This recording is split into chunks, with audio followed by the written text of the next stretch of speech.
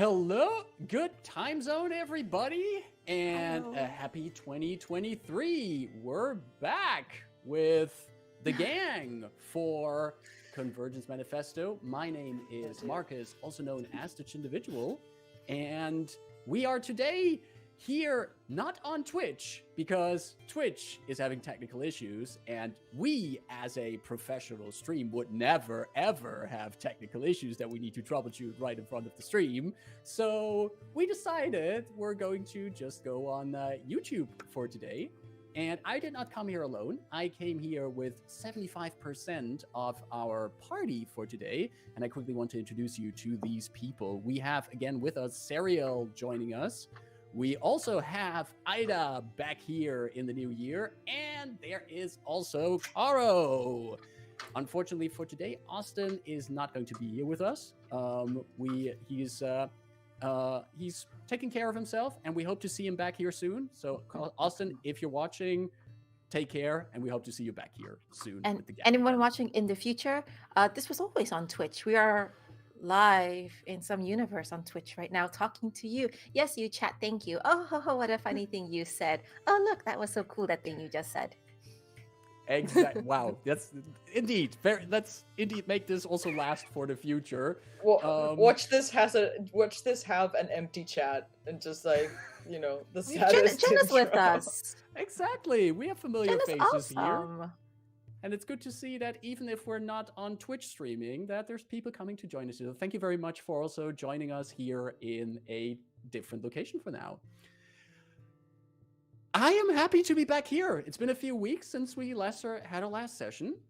We ended with a few interesting events in our campaign, and I'm looking forward to see how those develop. So, unless anyone has something that they would like to share before we go into tonight's game, how about I just take us over as quick as possible? After our default messages that we have at the start of a session, you are here on YouTube because we totally decided to be on YouTube and not because Twitch was down or something. We are on YouTube here at Horde of Tales, where we stream on Tuesdays our D&D 5th edition campaign set in Eberron called The Convergence Manifesto. Today we have session 42 of our campaign, and we are closing in on the end of a little intermission chapter known as A Prophecy of Storms. Usually, we follow the adventures of the series, of the Across Eberron series, Convergence Manifesto. And if you like these adventures, like the NPCs that we have in here and other events from these adventures, you should check them out at acrosseberron.com. Also, for our virtual tabletop, we use Foundry VTT, and any kind of battle maps that you see coming up here were probably made in Dungeon Draft, created by Megasploot. The overlay is made by Caro, and the lovely character art that you see in our overlay and in our tokens is a co-op between Serial and Caro, and the music that fills the background and gives us atmosphere is by Dark Fantasy Studios. Also, we totally never ever had any kind of Cadvantage or something, because that would imply we had things set up on Twitch, what we totally never ever had. We were always on YouTube. But if there were a parallel dimension where we were on Twitch, you could spend channel points, which is not possible today since we have not set that up here on YouTube, which is moot because we never had this set up on Twitch because we were always on YouTube. You catch my drift? Not confusing at all. This is really clear. But maybe there is a moment where, for some reason, a certain cat pops up on someone's camera, and we might have a little workaround for dealing with Cadvantage. So, with that being said, let's roll a little intro, and then start with session 42 of Convergence Manifesto. See you in a few.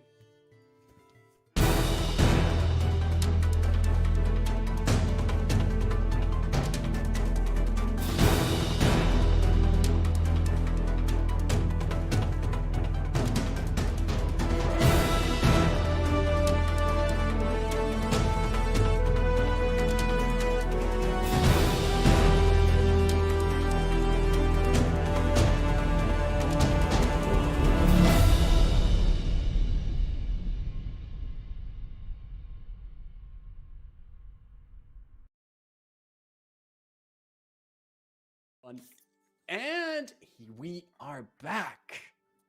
When last we met our adventurers, they were just helping an assassin at a second attempt at the life of the matriarch of House Lyranda. Yes. Shortly after Delphine helped herself out of capture by her own family, while the rest of the party was working on freeing Delphine, the party understood that they also kind of ruined the first assassination attempt of an assassin known as Haral, a half-orc woman who also seemed to have an interest in Daithun for some reason. To make up for that, and make sure that there was no kind of debt owed to that assassin, the party did agree to help her in a second assassination attempt, at least help her get into the Lyranda Palace. The best way to do that was through the sewers that run underneath the city of Stormhome and also underneath the palace itself. After poking a guard in the eye, after triggering one half of a magical lock, and fighting their way up into one of the basement levels, Haral took the chance to move further into the compound while the party was engaged with soldiers, Warfort soldiers, wizards who were kind of more annoyed by their presence than actually, worried about these intruders. And eventually, once enough distraction was caused, the party blew up some magical water generators, escaped through the sewers, back into the ocean just outside of Stormhome, and they had finished their part of the deal. However, the party still remains in Stormhome, and we pick up not too long after last session's events. The four of you, Rebus, Rain, Daithun, and Delphine, had made their way back to dry land. And you've taken the chance to regroup at this small, almost abandoned tavern that you also used before your entrance into the sewer to catch some shut-eye.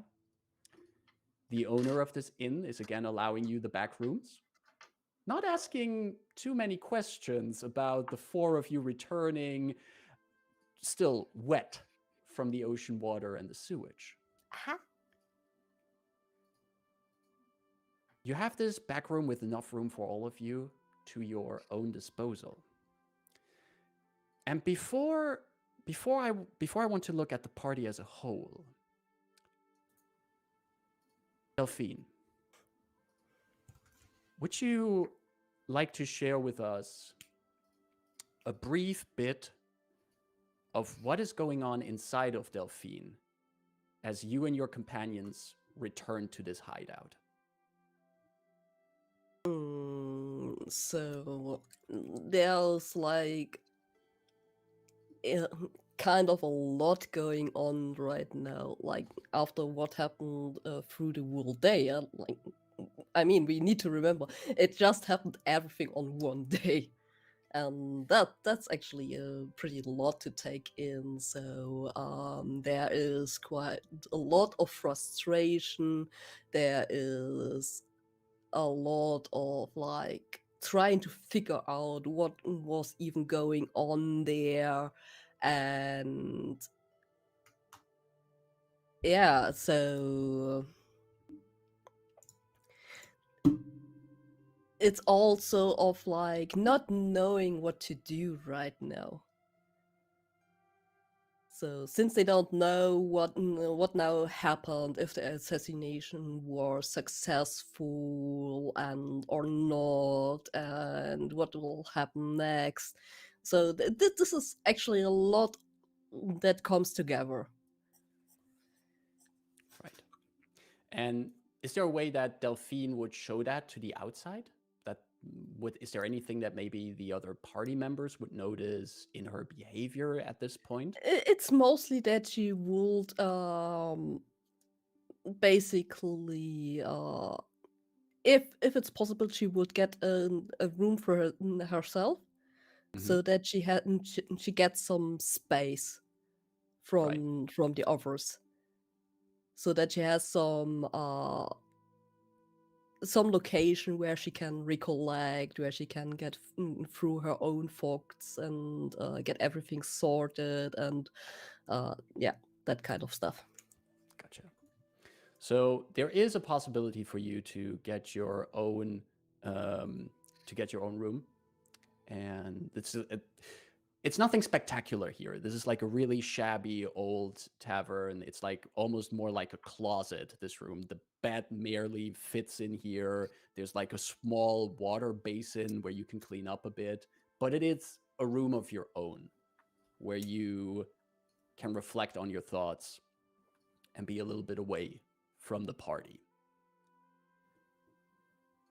The rest of the party. You have noticed that Delphine has gone up to her own little chamber here.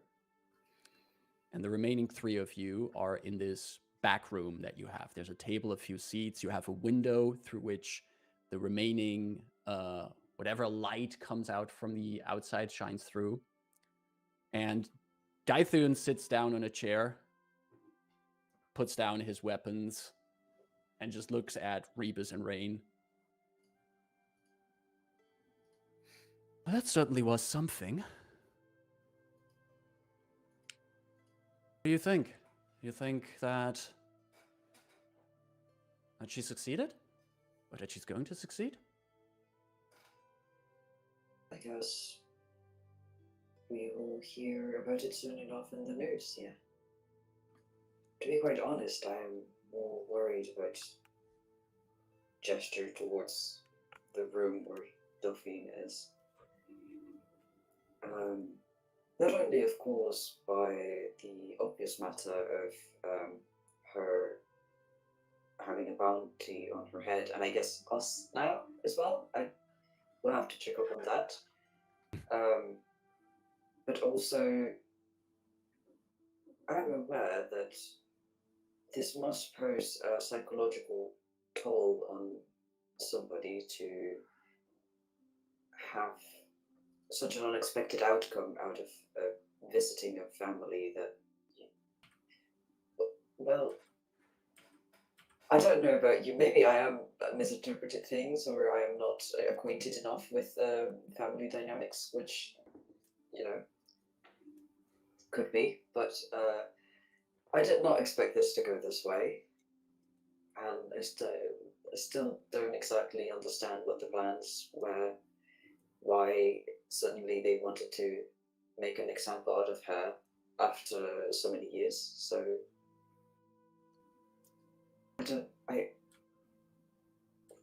what does one do in this situation to make a friend feel better?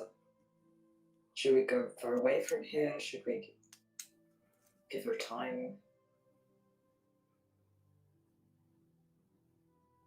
One, we need not wait. Since when do we wait to find out whether something has gone poorly or well? There will be no waiting. And second, I don't know whether it's a curse or a blessing that you do not know family the way us organics do. What is true, what we know is that Haral made her move. And I'm gonna cast sending. Gonna cast sending. Who is going to be Fair enough, Daddy. fair enough. to Daddy. To Delphine's daddy. Raincaller. Delphine. Sure. The Rain is calling the Raincaller. Yeah. That's, which would be that you send it to Leowyn de Laranda. And Yes, what please. will be the contents of that message?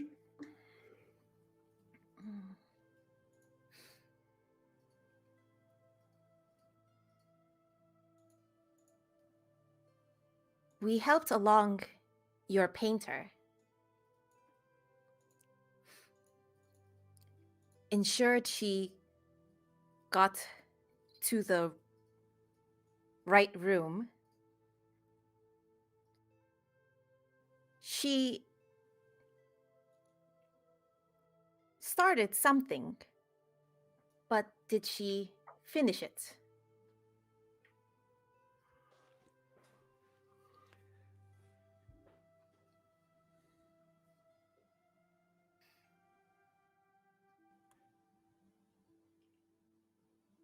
The sending spell is completed, and as a caster of the spell, you understand when it is successful. You do know that the message has arrived at Leowyn de Loranda. You wait a few seconds, a little bit more than a few seconds. And at the point where you're afraid that this figure of House Loranda is just ignoring your call, a voice comes into your head.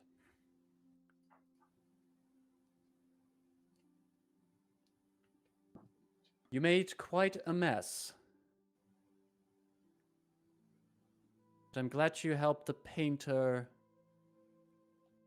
continue her art. I have not yet heard... And that's where the message stops. Without responding or saying anything to Rebus and Dython, Rain will just walk outside to the door and fly vertically up as irresponsibly high as she can go and looks towards the Lavender compound. Towards the... Yeah. She's just flying vertically up, not going left or right anywhere. Is there a mushroom cloud there? What can I see? You're basically looking Everyone for, has been obliterated. What the heck? You're basically going to check if you can see from that distance if there's any strange stuff happening in that direction that you could see. Yeah, that I can see from a distance. Right. I mean, at this point, it's already dark outside.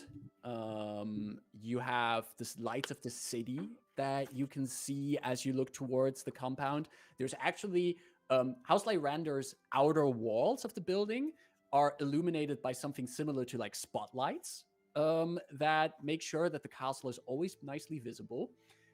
And you look at it, and could you give us our first roll of 2023? Yay! How about we kick off the year with one of the classics, a perception check, please? Okay. It's because it's with a Delphine's Power. I'm going to do the Carol die. Woo!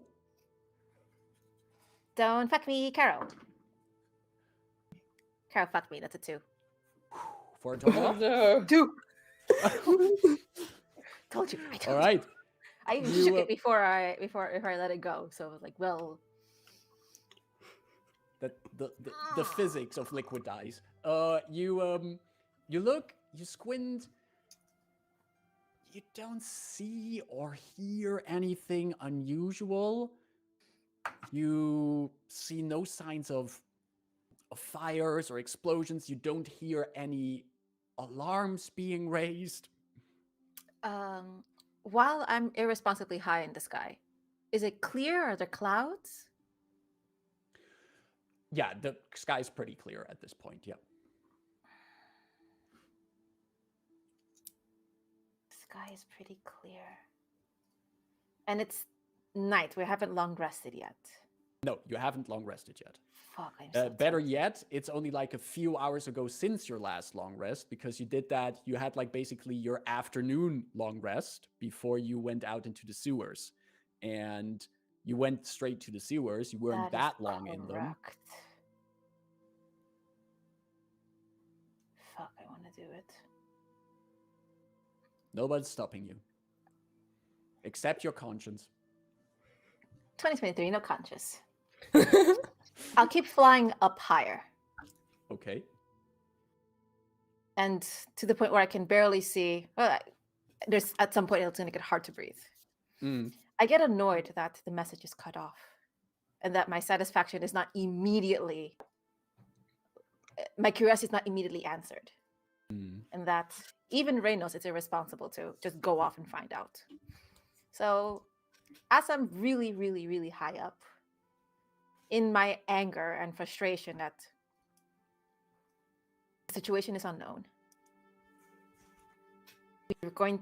this is diplomatically to say, this is annoying to Rain, that this is going to follow us and make it messy.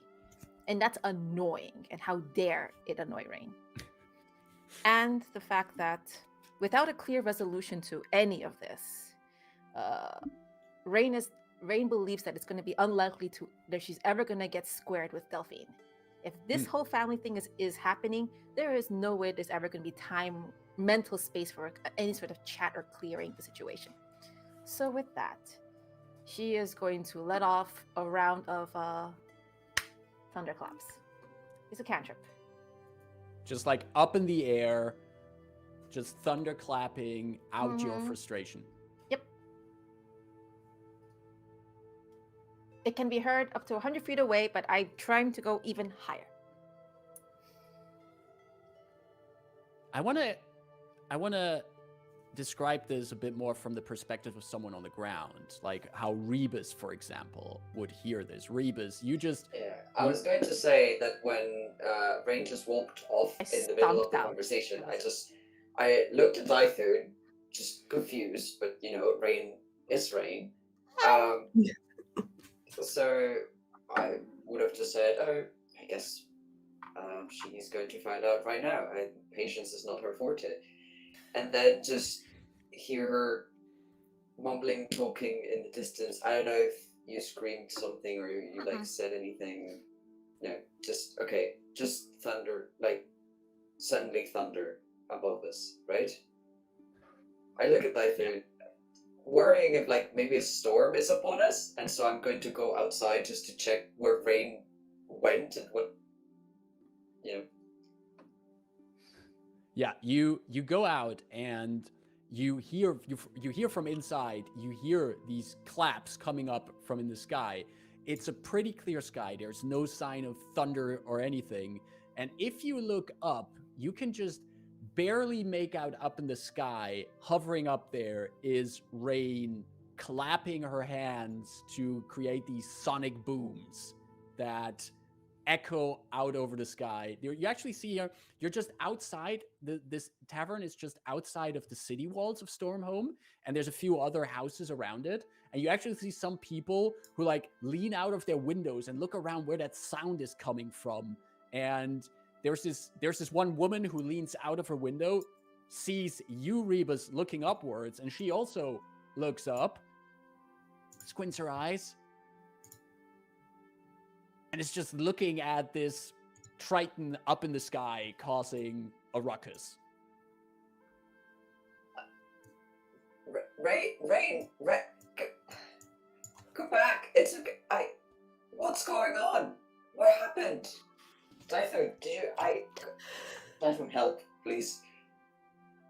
Dythun also he comes out, leans against the door frame, looks up, and he says, I guess we all have our ways of dealing with these kind of situations. What happened? Did she try to communicate? Did something happen? I am very confused right now. I wouldn't say I'm someone who really knows people, but I think you're not too far off with the communication part. Pretty sure she's trying to tell us something. You free fall down. Yeah. Assuming you're going to slow down your fall before you hit the ground. Well, now that you spoil it, yeah. You see, coming quickly closer is Rain, falling at high velocity towards you. I still kick into gear, and I'm like, oh shit, and it just try to run to I don't know, at least catch her before she hits the ground, in case, knowing full well that this is a very Rain move, but I never know if for some reason it's not gonna work. So I still want to make sure she's not gonna hurt herself. At the very last second, I will, not to put Rebus's nice emotions to waste, I will fall and just maybe 10 feet above Rebus, the fly spell kicks in, and I will princess land in the arms. Miss Rain, excuse my confusion, but are you okay? What happened? Did you see something? I don't know whether. Yeah. I don't know whether Harald did what she had to do. Leowyn's response got cut off. When someone is unable to finish that sort of communication, I don't say this very often. I'm concerned. I'd really rather go Now I am. and find out now. Yeah, of course, understandably. So, could you see anything? Nope. Could you see anything from up there? No. I will go. Looks like a tell Delphine. picturesque Larander stronghold undergoing civil unrest. Rebus, could you at this point also give me a perception check, please?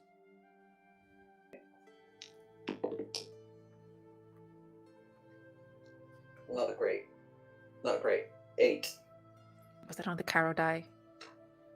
Yeah. Go them. I rolled a 5. I tell you, it's rolled a a brand. 5. But just to take away any concern, I just rolled mine and it came up a 19. So It's just like Rebus, you're listening to Rain, and well, you're probably still taken by the complexity of the situation. It's the fact that Rain just yes, said, well, now I'm thinking, do we have to go back to just go out of there? That stage we're being looked for. Delphine needs resting, and now the fact that her father could not finish a spell could mean that something happened to him, not only to like all of the Loranda complex, but like to him specifically. So like, do we tell her? Do we not tell her? What? Do we go? Do we stay here? What are we doing? Daithun is also like, he still leaning against the door frame, and he says in a bit of a lower voice, he goes and says, I would also be rather against the idea to go back there in these situations. Rain, you must understand, we just went there already today twice, in both occasions, creating quite some complications there. Don't you think it would even cause more trouble if we go there yet again? But I didn't finish the tour. Yeah, Darian kind of still owes us that, doesn't he? Rain, at that point, you hear a voice in your head. Did they come in via a spell? They came in via a spell, yep. Okay, so I know it's a caster. Yeah. Okay. You hear Leowyn's voice in your head. He says, apologies for the interruption. The painter made a master stroke. I will limit communication from here on out.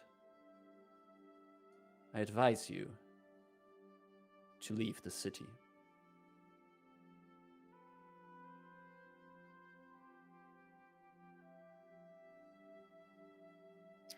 Unfortunate, as I'd like to view beautiful art with the rain caller. Let's pick this up another time. Our regards to our friends in the Larander family. Bye. Shortly after your response, another sending spell comes in. And it's again Leowyn.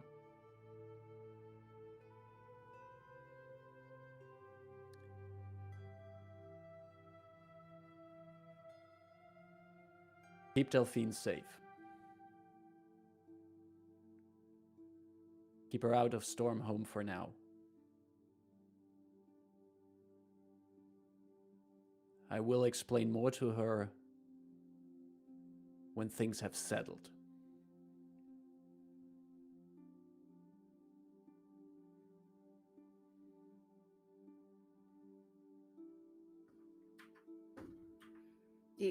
Rain's face gets like really, her cocky usual face is gone for a second. And she looks really somber, and I'll respond to Leowen internally.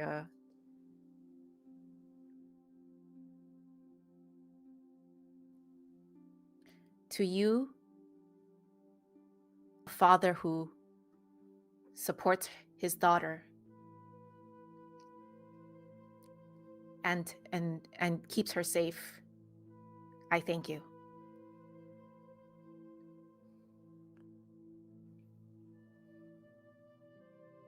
No further messages come from Leowen. And Dython looks at you. What's happening to your face, Rain? What was that expression? I tried to go for another date, but it's not going to be possible at this time. There's no good places here. We should leave. Yeah. Wait, what just happened? Did you... Why the change of heart all of a sudden? What? She did it. But it's a bit too hot to enjoy the victory for now.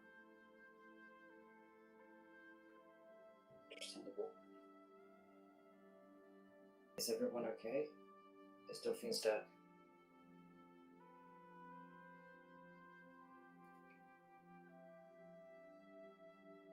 We need to take her out of here. Agreed. Should we... Dython points like inside. Should we go upstairs together? Should one of us get her? Are we drawing straws? Rain, would you like to tell her? I Or suppose. would you rather not? I can tell her. Go But- find a nice boat we can take. But Rain just broke up with her. Are we sure that that's the best person to go? Did you? I am so confused about how this relationship works. I need please. You're not the only one. About my Someone heart in explain to me. tatters. Delphine, I saw you with a raised hand. Would you want to say something? While all of this stuff is happening right now, they are doing their shenanigans and everything outside. At that point, Delphine is probably half drunk. Since she has like in her refilling bottle, and she is writing a letter. I will send you that over during the break. Oh. So Oh. and then going downstairs, giving that over to the barkeep. Yeah. And saying who it is going to, giving some money in there, and then basically slamming the door open. And while they are already in the discussion of like, hey, we need to leave, it's like she bursts out like, we're leaving this place. Yeah, Delphine, you Now. burst out. You burst out right at the point where Rebus was going like, this relationship is so complicated. And at that point, the door slams open. Delphine comes out. What do you all do? That works for me. That's a really big shame because I would have wanted to catch up with that author again. And I'm sure there must be other handsome, wild, adventure-loving rascals in this town that I could have a bit of a tryst with. Delphine, do you know anyone like that? I just look at Dythun. I just go back inside to collect my things. Just out of here. I cannot. Any recommendations?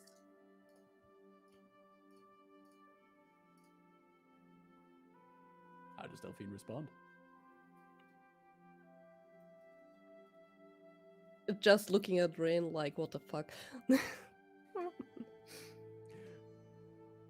So there were a lot of you with Delphine just putting a letter in the mail. All of you collecting your things. You make your way out of this friendly tavern that allowed you to take up its spaces, not like they were any other customers that needed it. And as you're saying that you want to make your way out of the city, am I correct to assume that you would see if you can get a ship in the harbor of Stormhome, or are you trying to come up with another way to come out of the city? Just for illustration, ships are the usual way to get off of Stormhome. Let's take the classic way of stealing a ship. Oh, well, I was thinking as a player, if we can get in contact with Darian, Rain can, we could meet up with him. He still has a ship. But he's out to sea. He's somewhere out to sea. We'd have to We find don't him. know where he is. Yeah, but That's like, the problem. Sending. I mean, we're all most of us in the party have some maritime experience. That's not an issue. Yeah. The sky is If you clear. There's stars. There's. And at this point, you know Darian well enough for the sending spell. This is. But Would you like to reach out to the other Lyranda? I guess Rain would say like, well, we can simply. What's the word? It's also okay. It's also okay if you just like come up with the gist of the message you want to send, like what you're trying to communicate. I'm telling the party that we can just not steal or sequester a ship, but we can just pay for one and just like, hey, get us halfway out there, we'll hop off. I mean, because Delphine, unless Delphine wants more violent on ocean shenanigans to come back and haunt her next time she visits. If there's ever a time, she goes back. So,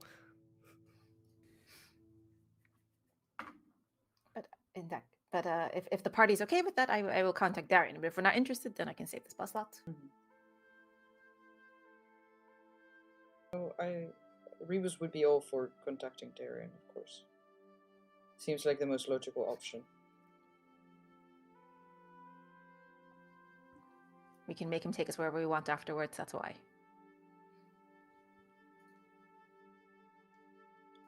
Any thoughts, Delphine / Caro? everyone else tries to be reasonable here, so I think I will go with the flow. Well, if it's reasonable to just find Darian to bully him some more, sure. Spending spell. You could still steal the ship from Darian. So we steal That's the such an ship, ugly but ship.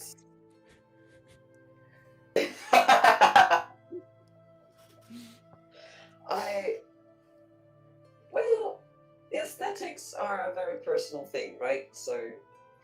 But stealing means you have to own the ship. If he's taking care of it and piloting and like being our bellboy, that's even better. Sending spell cast.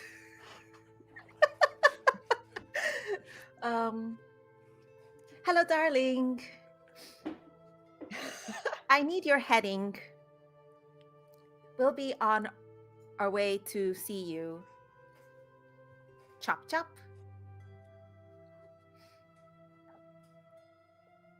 I love that we are up to sending spell level of friendliness with Darian now. You hear Darian's exhausted voice in your head. And his response is, Rain! Well, great timing. I was just making sure that I took a tight turn towards a northeastern heading when I was chased by the wildest gathering of ships that was trying to catch on to me. Luckily, I took a twist southward, and at that moment you notice that the word limit is coming very close. And he goes, so I turned towards Stormhome again, and that's where the spell cuts off. Because Darian had such a need to be so, so descriptive. Flowery about it. Yeah, flowery. Perfect. Yeah.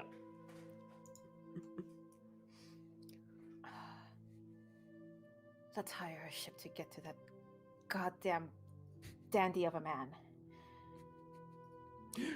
I'll And with pay, those- that's the issue. I love him. I love him so much. With that words, we have like a swipe cut to the next scene of the party in the harbor.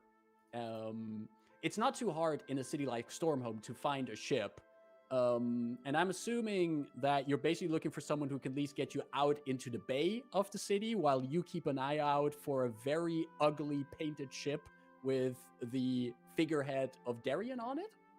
Sure. Oh, I forgot it has. Oh my god! Of course you Mhm. don't want to steal this ship. I forgot he has himself as the Mm-hmm. figurehead. Yeah, never So mind. while you're figuring out, like you find this one captain who's willing to take you out into the bay for that, and Daithun is off like haggling a little bit with the price and like what the request is. While Daithun is doing that, what's everyone's passive perception? 12. 13. 13. Rebus. While there is some haggling concerned, you do notice that on the pier that you and your party are currently on, close to this little ship, you notice that at the end of the pier, you hear something from behind a pile of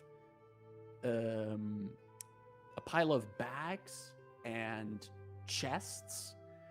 It's this sound.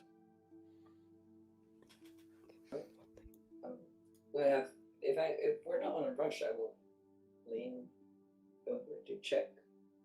You look like you can easily like look behind the pile of these fairly fancy like traveling chests that you've seen wealthy people travel with from time to time. And do I recognize them?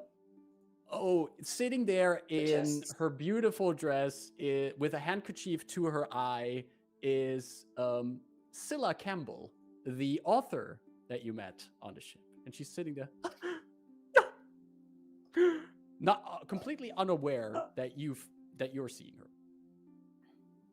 I will like go back and just like knock on the chests as if it were like a door, and without like looking directly at her, just like, you know, making myself known, be like, apologies, Miss Campbell, is that you? Is everything all right? The Warforged, the unique one, Rebus, right? Yeah, indeed, yes. Have you also been forsaken by your companions?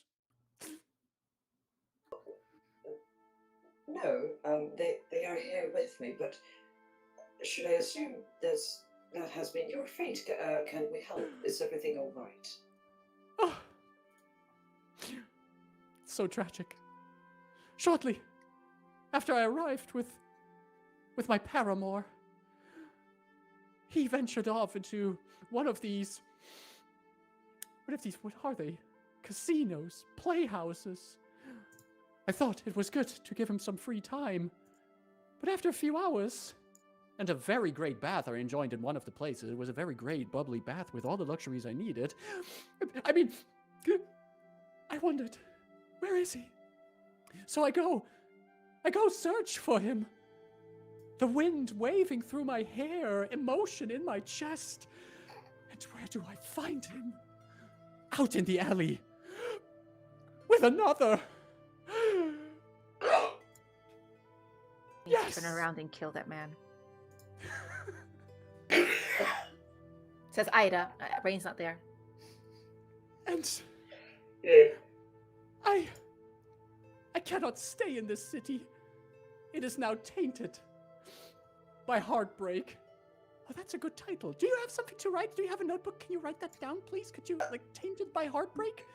And the rest of the party, you would notice that Rebus is talking to someone, and you can also, like, hear the mixture of sobbing and talking from behind that pile of chests. I do not have anything to write with, but I'll keep it in mind. I have a decent memory nowadays. Perfect. I am so sorry that this has happened to you, Miss Campbell. Should we, if you're planning to leave the city, should we take you somewhere? Oh, you're We might not leaving be. us. I must say, we might not be the best companions. or the safest to travel with currently. We might have been involved in something with wrong place at the wrong time. But She puts down her handkerchief, and as you describe that situation to her, she just like her expression changes. Like she first had like really this sad expression, but now she's like at first a little bit surprised, and then one eyebrow raises it with like intriguedness about the situation. Like, wait, one moment. I remember when we arrived on that little boat that we came in here to the city. There was an entire thing with one of your companions, the one that also broke someone's heart. What happened? What happened to her? Did she end up somewhere? No, but we are all thankfully safe and sound. But let's say that the ramification of that exchange has led to some situations that we'd rather avoid right now. So we're trying to make our way off of here. Are you on the run from the law? Well, I would not put it that way exactly. She gets up from a seated position, moves up to you, Rebus, and she puts like one hand on your chest, and she's like, on the run from the law, with a woman in tow who is looking for love. So much inspiration. Oh, you said we heard this eventually? Yeah. Rain will stride in. Please, someone come rescue me, please. Why are you crying? Rain! What caused those tears? Betrayal. Do not. Miss Campbell, do not. Rain will walk over to her. She's for mechanical purposes, a commoner. Rain is an adventurer. Yeah. I'm going to use fly, and I'm going to literally scoop her up, and I want to put her into the water. I want to jump. We're on the harbor, right? I want to jump with her into the water. Dunk both of us, and then fly us back up. So you just take her, jump into the water, with her, and then fly back out of the water. She is in this situation. She approaches you first because she's happy to see you, and then she's completely taken off guard as you swoop her off her feet, jump off into the water, and then fly back out. I assume her dress is making her heavy. Rain is not the strongest person in the world. I'm going to start flowing us back down, and I start to clean her face of the salt water. Like,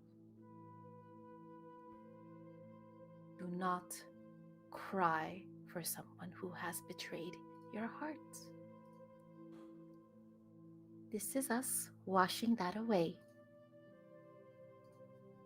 Float back down to the deck of the harbor. You're right. These tears are wasted, aren't they?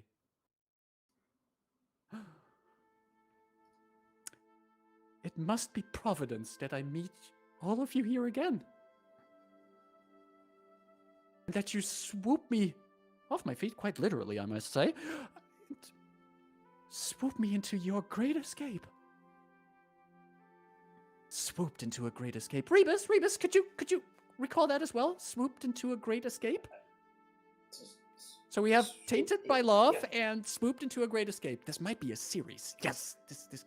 Do you already have a ship to get out? And at that point, Daithun comes to the rest of the group. Well, yeah. This guy over here is willing to take us out into the harbor. And oh, it's you. And he looks at Scylla. Oh, well, hello there. Where's your what was it? Husband, partner? He doesn't matter anymore. Okay. Right. Yeah, we have a ship. So, I'm taking her. Let's. I start taking her chests, like her heavy. Yeah. Just loading them on this little boat on there, and one by one, all of you get on there. Scylla in tow with you, who once everything is loaded on the ship, and she sees all of you, she is looking for whatever kind of seat there is here on this ship.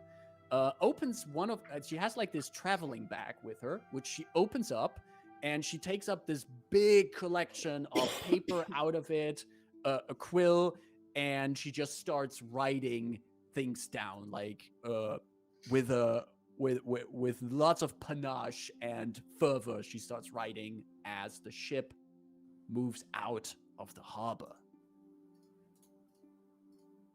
All of you are on this ship, and I'm assuming you want to see if you can somewhere see, well, the not very typical ship that Darian is commanding at this point. Is there any one of you specifically who wants to be on the lookout? Is this like a team effort? Are all of you keeping an eye out of it?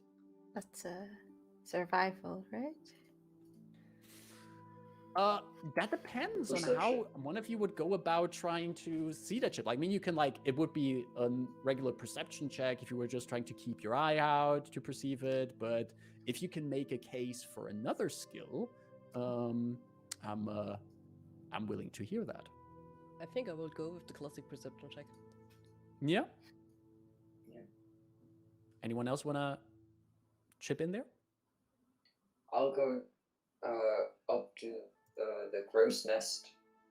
Keep an eye from there. All right. In this case, I'm just going to have both Delphine and Rebus to give me perception checks. 17. 18. 18. Nice. The ship takes about an hour to get really properly out of the harbor and into what is known as Science Sound, this area in between the ocean and the river that leads further into the continent. Rebus, you're up in the crow's nest. There is actually an actual seagull up there as well, just sitting next to you, completely undisturbed by your presence. And you're looking around, and one thing that you do notice that you see in the distance this silhouette of a vehicle in the water. And Delphine, you also, from your position on the ship, can see in that same direction, slowly illuminated by whatever light the stars and the moons above give, you see those reflecting on the material that coats the figurehead of the ship in the distance. It's about, you can't see all the details of the ship, but going by the shape of the ship's figurehead that both of you see, and by the faint crimson color you can make out at this distance, looks like Darian's ship. Excellent. I guess that's it over there. The captain of the ship. Ship on sight. The captain looks up into the crow's nest. Oh, that was a good command. And the captain then says, adjust the course for everything. And slowly you're approaching the ship. And as your ship approaches, you notice that on the side of Darian's ship that's facing you, there's this little door opening on one side. This little hatch opens. And you see, slowly you see something moving out of it. And you notice that there's an actual cannon being moved into position as you approach. And the captain goes, you're sure they're friendly to us? Rain can fly over. Rain. Fly over? Rain, But I'll for a dramatic entrance, I'll fly over, and before I get to the ship, I'll land. I'll go to the water, and using shape water, 5 feet at a time, freeze a path as I walk to the ship. over the water. You just freeze the water underneath you as you approach, and you see while you approach, the cannon is like pushed into position, but you hear like this sound as it's unable to move further into position, and you can hear from below deck. You can hear a voice like, "Oh, Godspeed, what the?" And then it's being pulled back again. As you approach on your icy pathway, there's a few people on deck who see you approach, and one of them, this female human, sees you, leans back. Captain Darian, pretty sure you know this one. And you hear from below deck, what do you? And then popping out of the open hatch next to the cannon, you see a bit of Darian's head. Oh, well, I can pull this back then. Tries, you see him vanish again, gets back behind the cannon, but the cannon doesn't budge, and you just hear from below like, And then a few moments later, you see Darian coming up on deck, leans over the rail, sees you approach, Rain. Ah, ahoy, as we say in the sailing world. Quite the entrance there, no, isn't there? I wasn't sure if the ship you were coming on was one of my enemies that have been chasing me for hours already. I was creating quite the diversion here. I can tell you, this ship of mine, it lies smoothly on the waves and can make sure it's never, ever caught. Not even by surprise. So I was, of course, not surprised to see you here. That's because we're friends and not enemies. Right, Darian the Lorander? Right! We're the Right, bestest right. of friends. We are. I'm glad everyone here can hear that. And he looks at his crew. I am glad to be friends with you.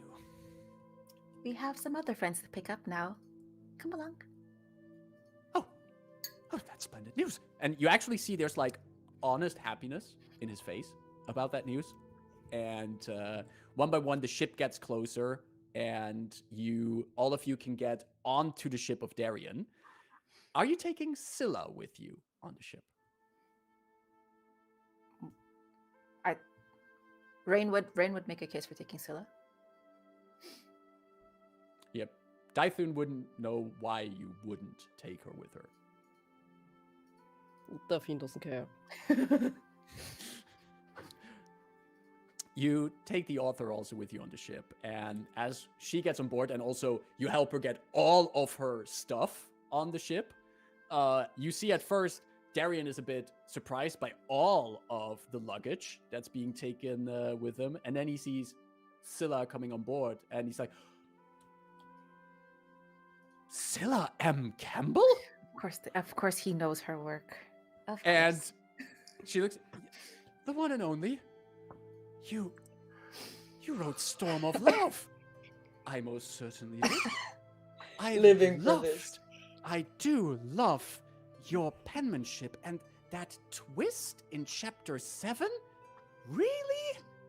The maiden? Oh, delightful. I am honored to have you aboard my vessel, and I did not know that my friends had such excellent companionship. Miss Campbell, I have been inviting you to several occasions, but you never responded to my letters. And she goes, oh, I'm so sorry. I received so many messages, but thank you for having me here. And she wanders off, like, smiles at Darian, and Darian moves over to the party, and he leans to all of you. I literally own all of her books. Every single one. How do you know her?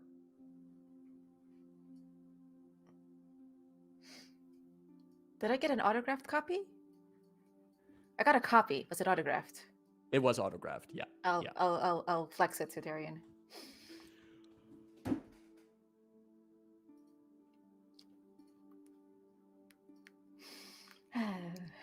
There's just this, there's like this fanboy squeak coming out as he sees that before he composes himself. That's a very nice thing to have. I have 3 autographed copies. And now you can get all your books autographed. Oh well. Let me know when I you're the couldn't- subject of one. Where I- are we headed? And like he realizes that there's a complete other thing going on at this point, so he snaps out of his starstruckness. Well, that is the actual question. I'm assuming that all of you are planning to leave the city.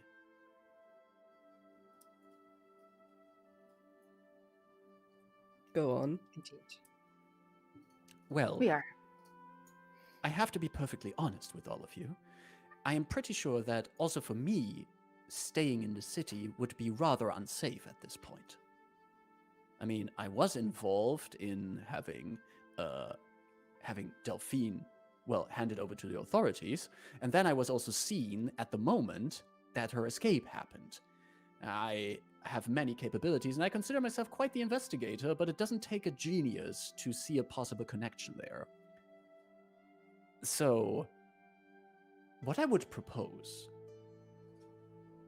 since I'm leaving the city anyway for now, I can take you with me, going a little bit further south, taking my ship at least down to Reckenmark, stow it somewhere there, and you can be on your merry way then, while I see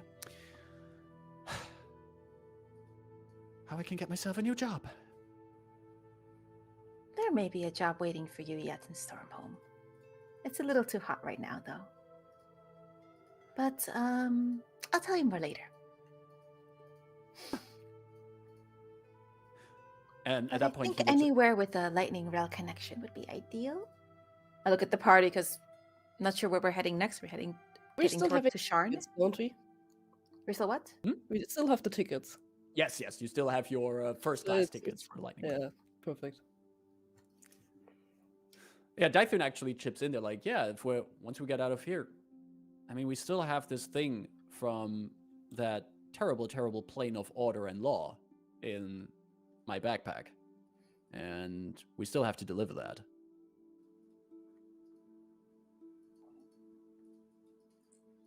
Yeah, that's very true. I guess that's our next destination then. Mm-hmm. Gonna be a little bit of travel, but at least we have first class Lightning Rail tickets.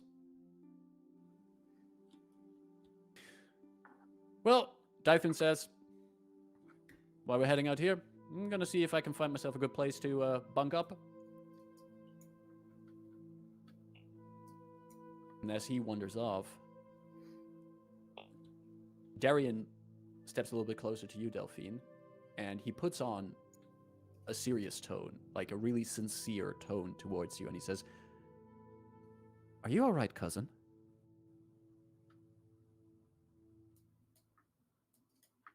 Why shouldn't I? Well, I know you are the more composed of us, the more resilient, but I have to admit, the events in the last 24 hours have had me kind of a little bit confused about what's happening, not just with you, with me, but with our entire family.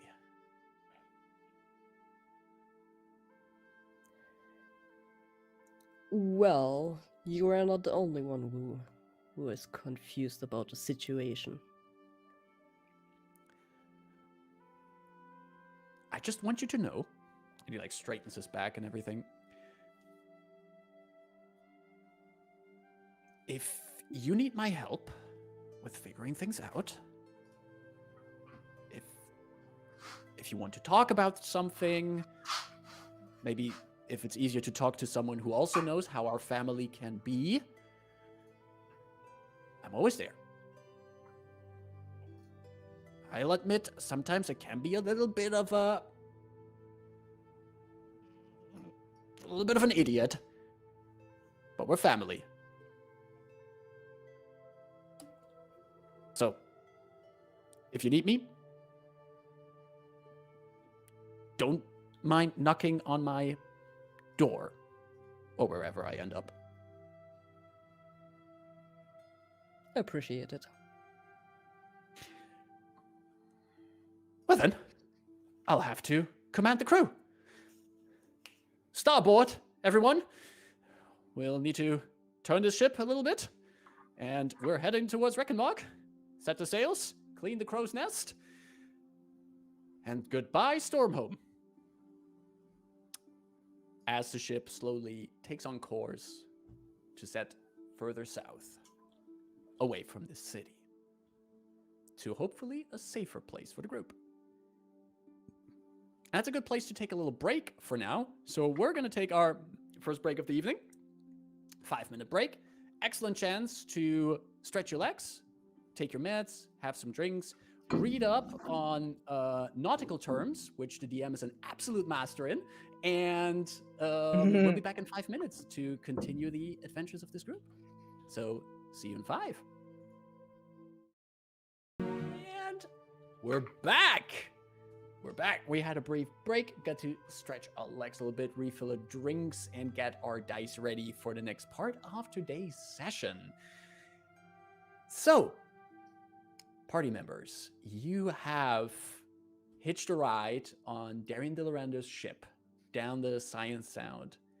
It's going to take, again, a few days to get back to the harbors of Reckonmark, which is the same town where you originally got a ship to Stormhome, and was also the ship where you met Scylla, and where Delphine found out about the bounty on her head.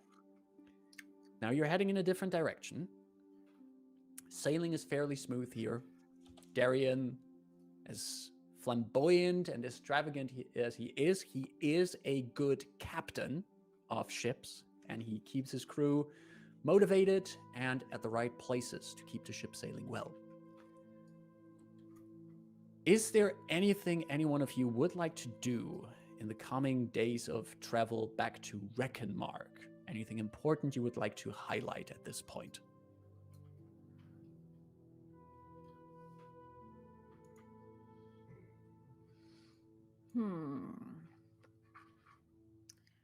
Titan was the one with the quintessence engine. Yes, he has that one in his backpack. Our friend said their eyes would constantly be on the item. That is correct. I don't know if Titan would allow Rain to shenanigan with the item. Just to go into his bag and be like, yoo-hoo, hey T.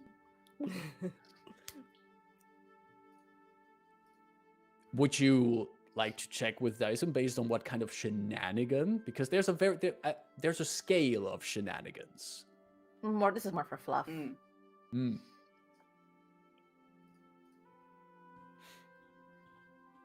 So Rain would ask over the trip, like, can I see that quintessence engine? No, seeing is with your eyes, right? All right, bring it out then, so that I may behold it with my eyes. He flips open the top of his backpack, and you notice that one of the side effects of having the quintessence engine in there is that his entire backpack is neatly sorted. Like, everything is perfectly stacked and sorted into nice groups and everything. And at the center of all this order is this little part that you took from a warehouse in Donvi after, unbeknownst to you, stealing the identity of Tuvok Tool, but that you now have with you, and which is the object that Nigel Farias would like to have. I make big, broad, waving gestures at it. The way, like, an auntie is like puts their face way too close to the camera when they're on mobile phone. Trying to FaceTime, but not really knowing where to look.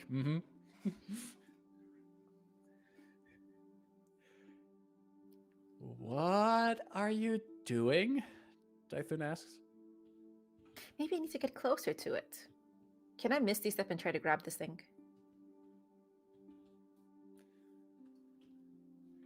Let me quickly pull up the Leonin character sheet. Why? It's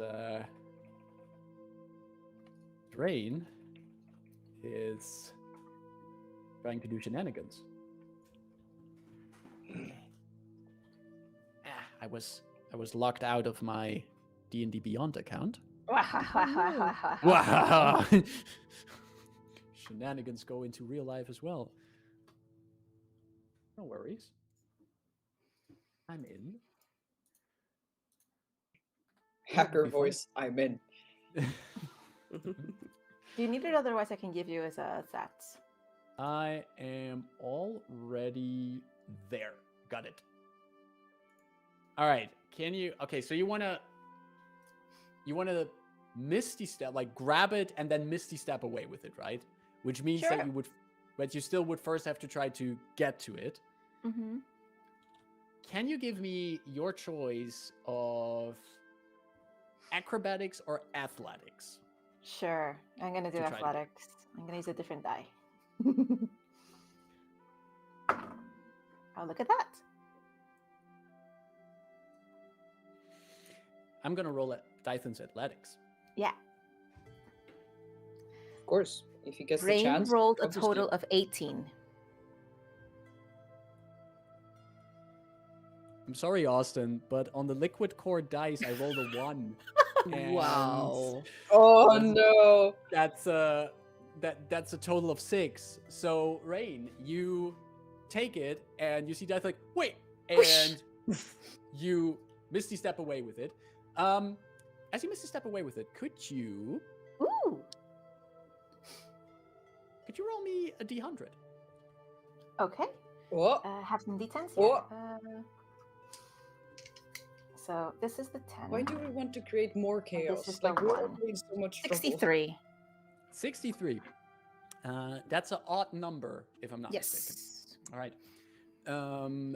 You misty step away with it, and as well, like, are you just misty stepping like a few steps away from Dythun? That's full Or 30 feet. Full 30 feet, like basically both of you are below deck, and you almost reappear at the other side of the deck. And as you do, you look down at your clothing, and It's still on, right? yes, everything is still on. We're still, you're still proper. And you do, however, notice that it looks as if you just got it out of the dry cleaners and it has been completely ironed and everything. There's not a single stain on it. Everything, like if you were having like some kind of belts or something, they're completely in 90-degree angles. And if there was any kind of pattern on it, it has been replaced by angular cubist patterns, like really exact geometric forms all over your outfit. Rain wears like this saffron off-shoulder robe dress outfit. Mhm. It's all singular color.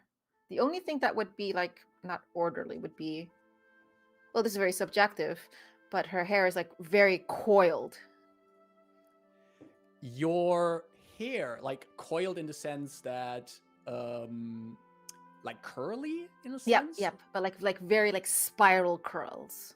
There's still the curl in it and everything, but you do notice that if you like quickly touch your hair, it's as if someone just took the time to thoroughly style it with a lot of attention to detail. It kind of reminds you, back when you were still at home, underneath the Thunder Sea, you think of like preparations your family would do for like these big ceremonies where you would spend hours preparing your hair and your entire do before you were allowed to be part of that big public ceremony or everything or anything. Big eye roll as like everything gets settled in there. And as I hold it up, anything talking to me? Anything looking? Looking? Do I sense there's a two-way FaceTime? As you look up, I mean, to illustrate, it's like this smaller, compact machine, like collection of gears and parts, all in like a perfect alignment. And the thing you do notice that while you're holding it, there's also this very regular metronome sound coming out of it, just like this tick, tick, tick. And as you like do that, what you're doing right now with your water bottle, at one moment you see that shimmering over the surface of the engine is just this close-up of a set of eyes. Eyes set in a face of stone and machines. A face that you've seen up close before. Tuvaktuul's eyes are upon you.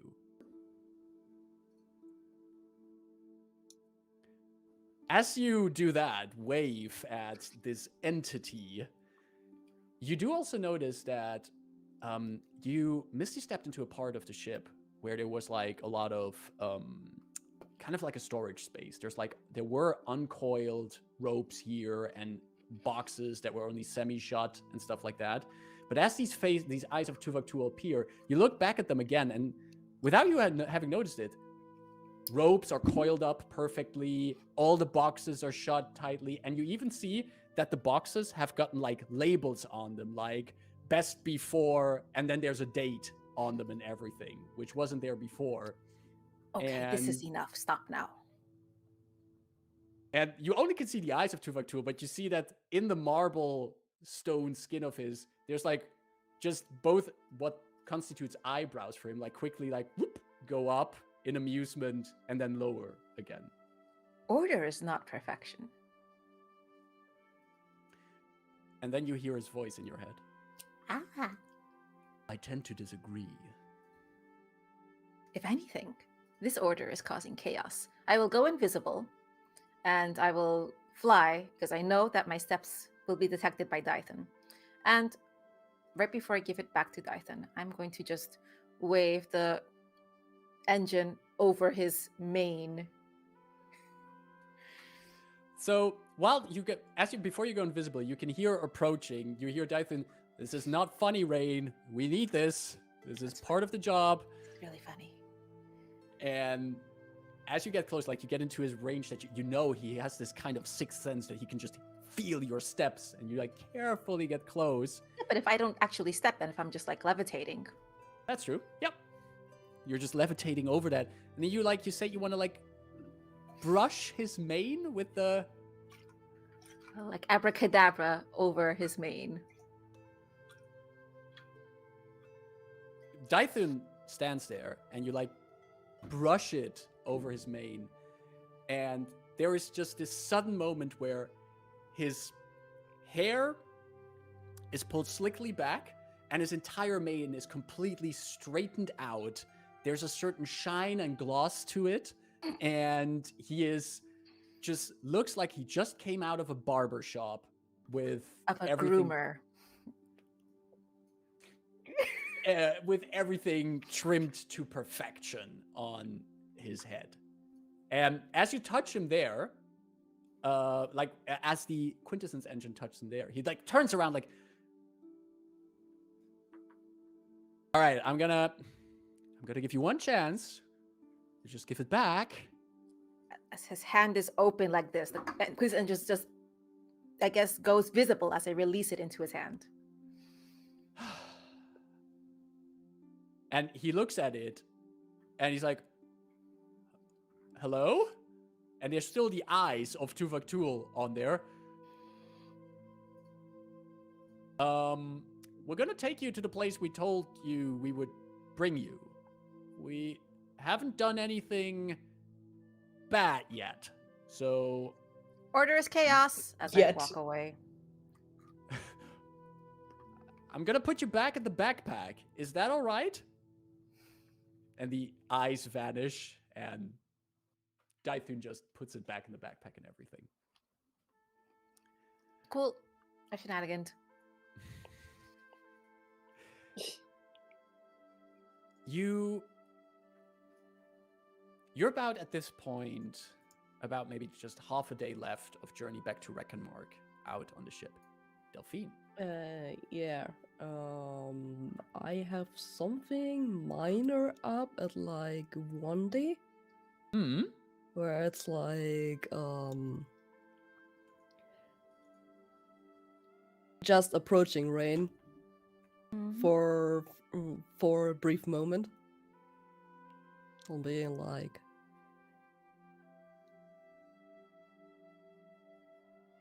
you know that I acted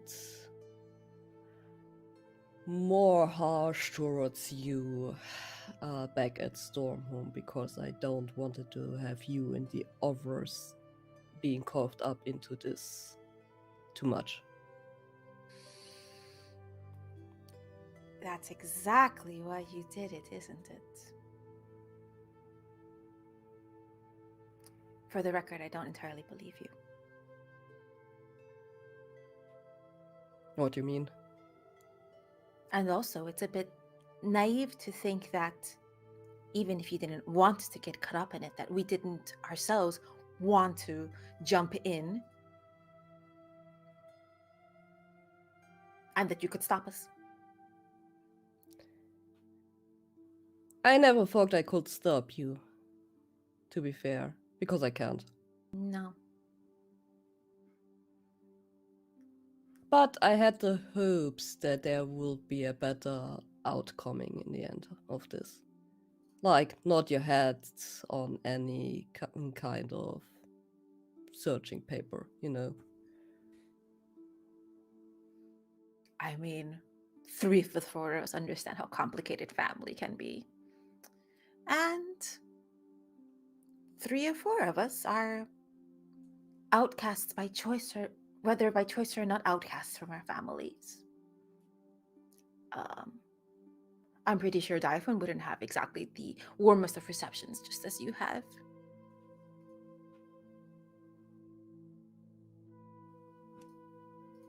I can tell. Knowing that, all the more reason we should be leaning on each other and not pushing us away for the safety of each other.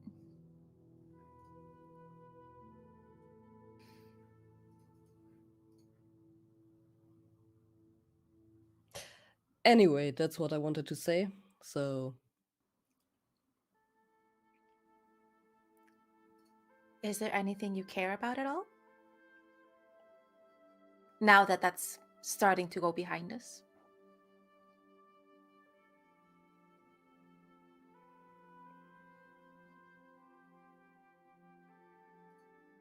not right now. Okay. Noted.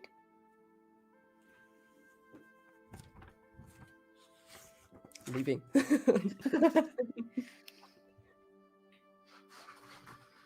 Eventually, you make it back to the city of Reckenmark, a town that once connected 2 nations by a bridge, and now only has remains of this large bridge standing out into the water. But also a town that will be the start of your quite long journey back to Stormhome, Sharn. Back to Stormhome. You Good. The ship docks at the harbor. The captain and, the captain being Darian, making sure that the crew makes sure that all of your luggage is put on land and properly taken care of. And Scylla gets off the ship, and before she goes, she had been in quite a lot of conversations with Darian throughout the sailing. They've been talking about writing and adventures, and you caught Darian telling multiple exaggerations of his adventures to her. And Darian comes with her in tow all over to you and says, I think you've arrived at your destination for now. If I understand it correctly, you still have some access to the lightning rail, which you can use here from Reckenmark and try to further make your way back towards Sharn.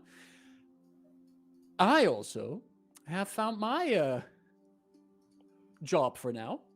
Turns out Miss Campbell needs a traveling assistant, as she is currently still on a sabbatical to gather inspiration for her next novels. And I don't want to toot my own horn too much, but she mentioned that I'm quite the inspiration. And she says, oh, well, did you hear him tell about all these adventures he experienced? I mean, it is fiction. Yeah, we that rescued your him from expertise is some. in. Darian, is it true that they rescue you from one of those adventures? And Darian goes, well, I have to be honest. They did play a very vital role in my survival on this dreadful Ice White Isle. Though, am I also not playing an important part if I helped them to have great adventures? I'm kind of an adventure provider, Miss Campbell, and if you journey with me, I will provide you with plenty of daring do from Darian de Loranda. Daring do from Darian de Loranda. No, that's not the kind of novel I want to write. We'll talk about that, Darian. Yes, Miss Campbell. Do you think our roads will part from here? Darian says, looks at all of you. I wish you a good journey back home. Well, back to Sharn. Home is kind of a weird subject right now. Speaking of which, and I will telepathically tell Darian what my communications were with Leo and Lillander. And Rain will keep it somber. Darian just nods, understanding, quickly exchanges a glance with you. There's no telepathic words coming from him, but you can tell by his expression that he understands the weight of that information. Say hello to the city of towers for me, and who knows where we will cross paths again. You still had a tab in the city, correct?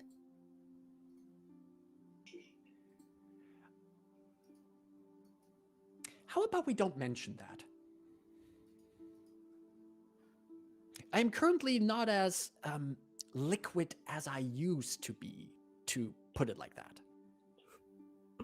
And then exact that moment, there is a satchel flying his way. Poof, against his head. Oh, what? Picks it up.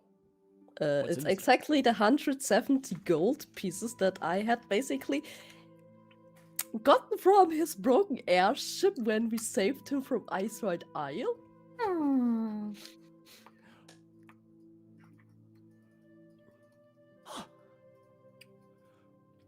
He smiles at you, Delphine. Thank you. You know, sometimes you need to help a poor soul, especially someone who is in financial dismay as you are. And I will do my best to repay you, all of you, in a way. I think that if it wasn't for your arrival, I would still be dreading every day I spent at work as a harbor master. Sometimes you need a bunch of fellow adventurers to drag you out of your, well, daily drudgery. Paid it back to me. That's not what adventurers were for, though. That's not what you needed. What you needed were friends. Yes. Friends.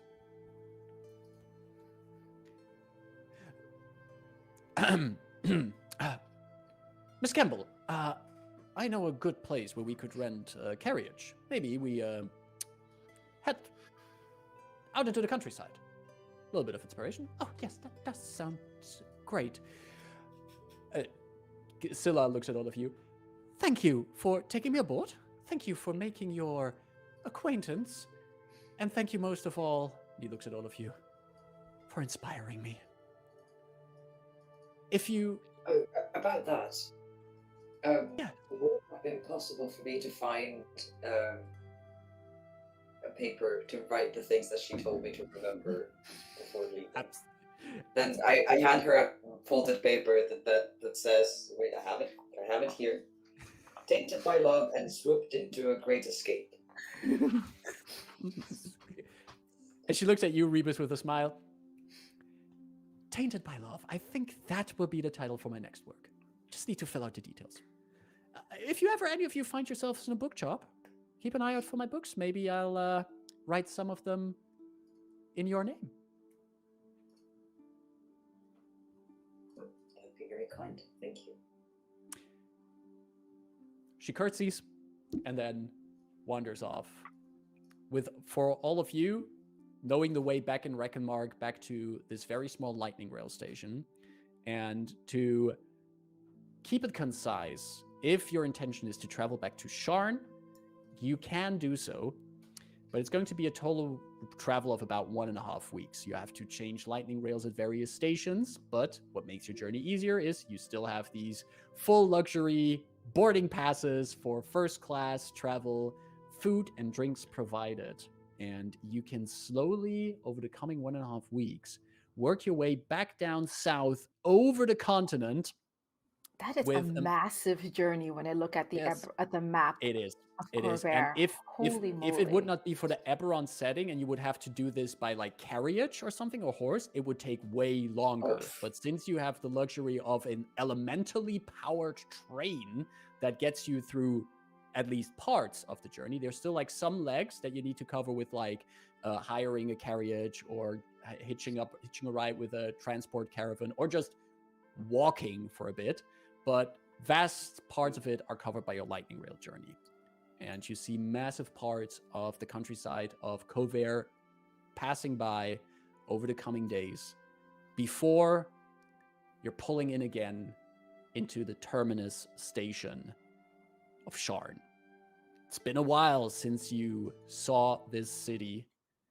The massive amount of people in comparison to the places that you have been in.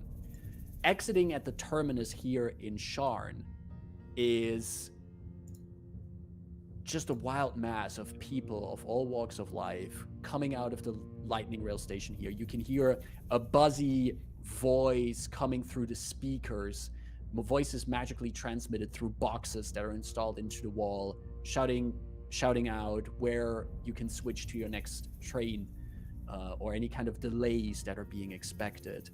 Street vendors out here selling their wares, and the sight of the city of towers looming all around you again. Upwards, downwards. It's industrial smells, the smell of city here. With all of you back here, the Quintessence engine in your possession, where are you heading first?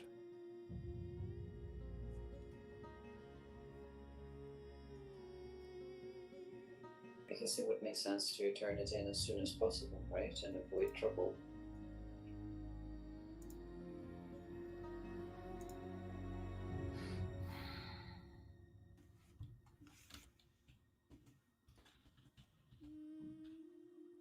Any opinions? Something about Watuvaktu still doesn't rub me the right way. That the experiment Well, they did of say, bringing together yeah, various planes is unjust, is dangerous. Nothing is gained when you don't take dangerous risks. The amalgamation is not inherently unjust. I don't fancy being that called you dangerous mention or unjust, as that is exactly what I am.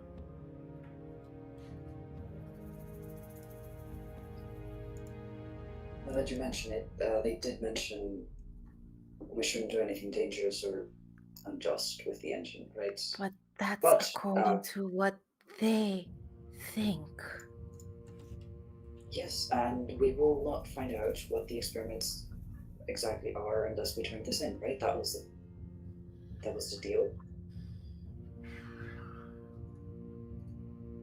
I am still very uneasy about it, but I know that you're very interested in it, Miss Rain, so About what specifically? The experiments or your discomfort? about the experiments, of course. in order to discover more about them, then we have to turn this in, and hopefully we will be allowed demonstration. For the record, I am quite interested in the experiment, as it is something of which I have been working to achieve for myself, but on a much greater scale. And we've traveled along enough now that your concern is also of interest in the manner of that. It's In concerning. the end, it would be better if we're giving this thing away, because also we filled the contract and we're getting paid. I'm all for it. I just think that I may have a bit of different eyes and expectations to what you two have. Let's do it. To be fair, I don't need to be like there when these experiments happen. I'm not that interested in it. Dython, as you have, I'm assuming you have this conversation maybe while you're talking or hanging out somewhere. Dython's just like, well, aren't we just saying that we just should be careful about what's happening with this? I think we are in agreement that there might be dangerous outcomes of what's happening. We can still keep an eye on what this Faustius fellow has planned with the machine and act on whatever comes out of that. Fine by me. And if Delphine doesn't want to actually see the experiment, Delphine and I can just hang out somewhere in that big manor of Nigel.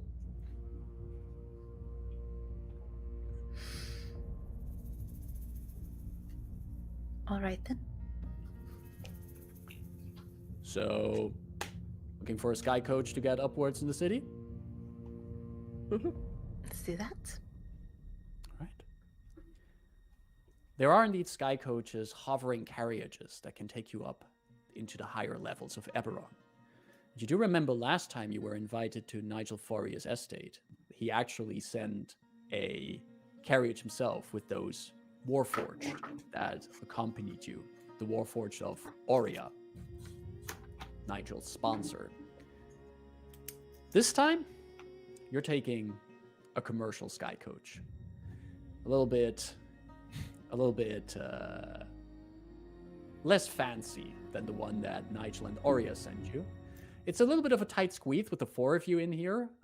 You imagine basically a flying version of a typical London cab with you have this area in the back where you can also face each other, and in the front, the driver of the carriage sits.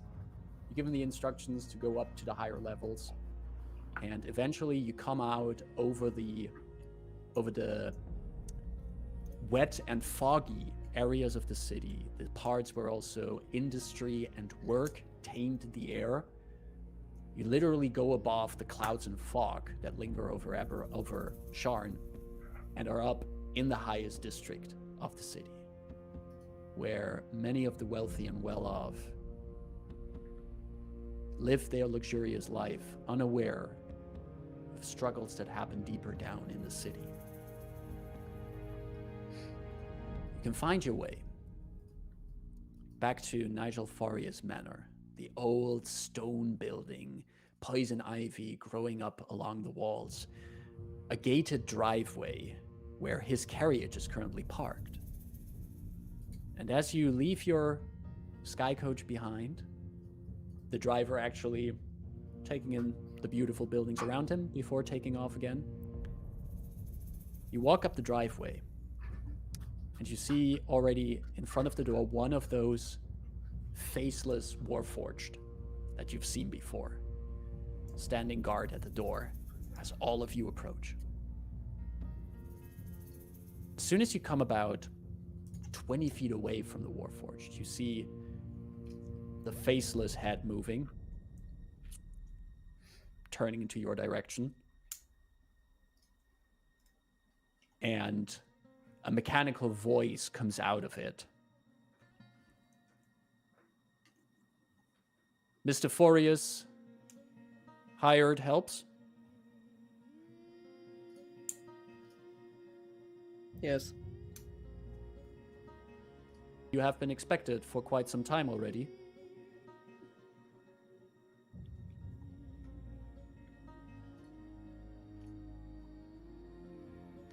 The Warforged does not further push the question, and just opens the door. You are guided into the foyer. The Warforged says, "Please wait here. I will make Mr. Forius aware of your arrival." Warforged wanders off. Steps echoing down these mostly empty hallways. Still so much you're covered in these blankets, as if hardly anyone lives here. And as these Are steps you all echo- right, Rebus, being back in here?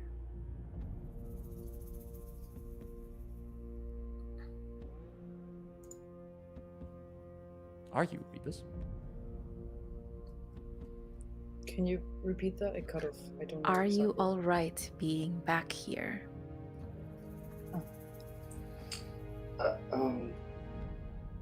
Yeah. It's okay so far. What was that letter again?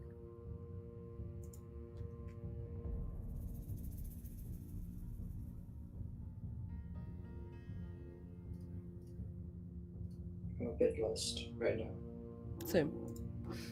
When Rebus signed their name, the muscle memory, so to say, printed out something else before the R. Instead of the R. Right. That's true. It was a C, if I'm not mistaken. Yeah.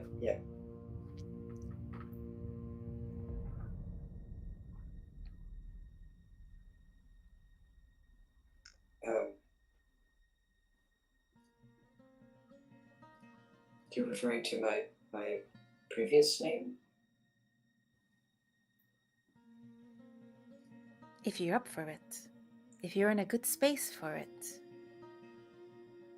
If this house is what triggers things that were buried before, we can do a bit more focused prodding and uncover a little more.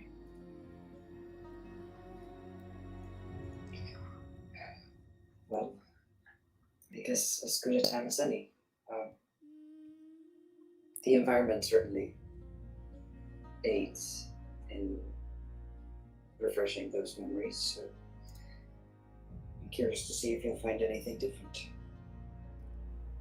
I think this will be quite a day for us today here. And as you say that, footsteps come down the massive staircase in the foyer. The small steps of Aurea Erkoren. The woman who seems to have been sponsoring or working together with Nigel Farius for quite a while. The woman that seems to have answers to Reba's past. Answers that might open unknown wounds.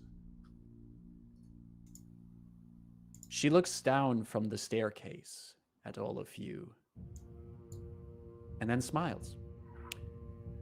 Ah! You have finally made it back. I was already having a bet with Nigel if you would never return from the plane of Donvi. Are you feeling more ordered in your existence? Do you have the urge to sort things more? Do you want to place things neatly on tables? Are there any effects of having visited this plane of perfect order? If there's a side table near Rain, if let's say there's a potted plant on it or something, if Rain is standing near it, she'll just shove it off center. Not off the table, but just like There is actually like this, like you can sometimes see in like these salons and foyers, this little side table, and there's a small decorative plant right in the middle of it. And you just like shove it off Off-center. off center, like a little bit off there. And Arya smiles and comes further down the stairs. Were you successful in your task? Are we going to make Nigel happy today? I believe we wouldn't be here otherwise. So I mean, I wonder what he's like when he's mad in person. I hope you will stick to wondering about that for the rest of your life. Brain has seen this before in someone else's thoughts. Yes. Cool. Yes. Well, let's not keep him waiting. I intercepted one of his Warforged for announcing that you were here. Let me take you up to his study. He's going to be thrilled. She leads you up, and you come back into this study that you also were in when you first met Nigel. Bit of a chaotic place, parts of it look like somebody just unpacked here. And even after you've been gone for a few weeks now, including your travel time to go to your location, your time in Stormhome and coming back. But in those weeks, not much has changed about the chaos here. There's still a lot of boxes unpacked. It looks very improvised. It doesn't really look settled, this place. It's more as if someone had to put everything down here. Nigel is behind his chaotic desk, and he hears the door opening, turns around. His Warforged is standing already in the room, keeping an eye on him, and an eye, well, non-existent eye, on all of you as you're coming in. And Nigel gets up and says, "Oh, yes, you have made it back. I was about to lose a few gold coins to Arya. I was pretty sure that you wouldn't make it out of, well, considering the time you needed, that you didn't make it out of Donvi. Tell me, did you meet any interesting people there?"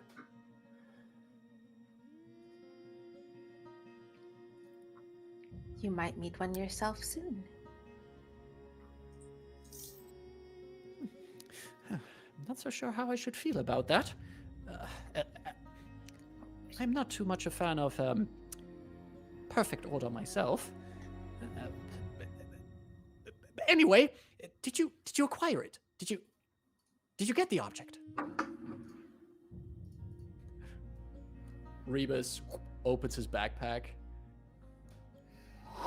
pulls this mechanized Dythun. cylinder. Oh, sorry, Dythun. Sorry, you're right. Dythun pulls this mechanized cylinder out of the backpack, and Nigel's eyes grow large, like, perfect. This is indeed a component of one of the celestial machines found in Donvi. Did you see the grand machine that this belonged to? How did you acquire it? Did you just how did you get this?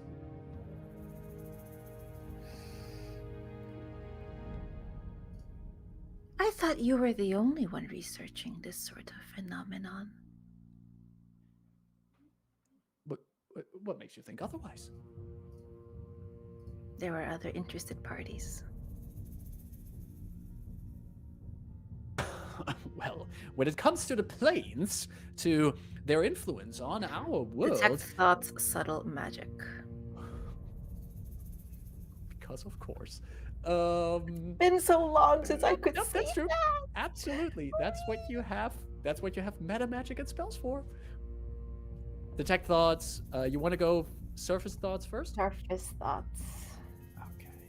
With that As you- priming question and his answer.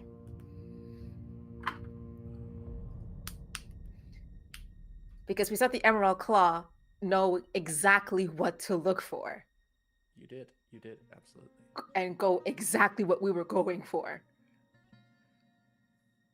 And Tuvok Tool says people under mortal planes don't know what this is for. Why would Are they after it then? Absolutely. And this is kind of like with these thoughts, like you saw the Emerald Claw, you heard what 2.2 said, you suddenly cast your magic, read these surface thoughts. What you see on the surface of Nigel is him in conversation with Aurea. And he is actually looking at Aurea with fear in his eyes.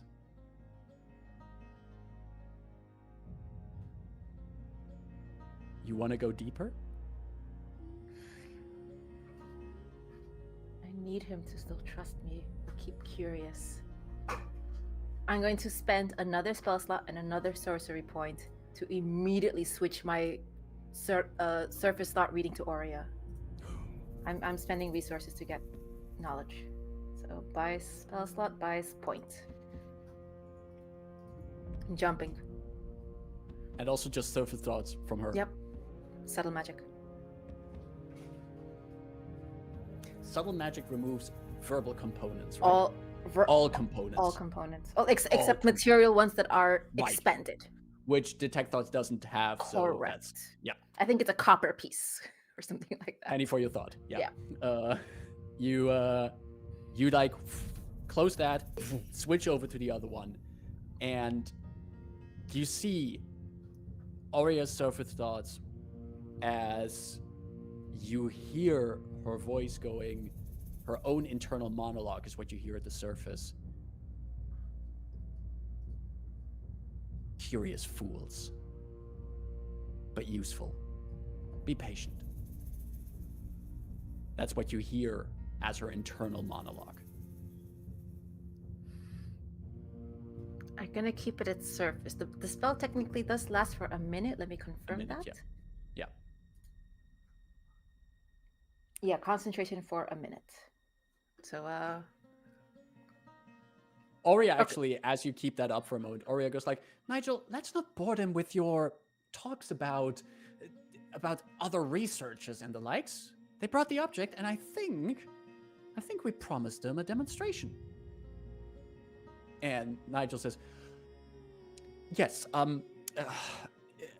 before we get to that, I want to make very clear that this demonstration I can show you with this element attached to it will show my device in a still limited capability. Oh, before I forget, we have souvenirs from our adventures with the end of that minute coming up. I'll go into my backpack and grabbing a handkerchief or something, I'm going to pull out a very pretty ring. Does anyone here like jewelry? It's the one that dropped from the Emerald Claw.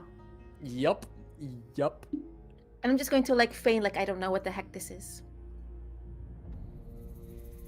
Can you give me... You're feigning, like you're really pretending you're playing the fool here, right? You're playing like you really don't know. Can you give me a either a deception or performance check? Okay.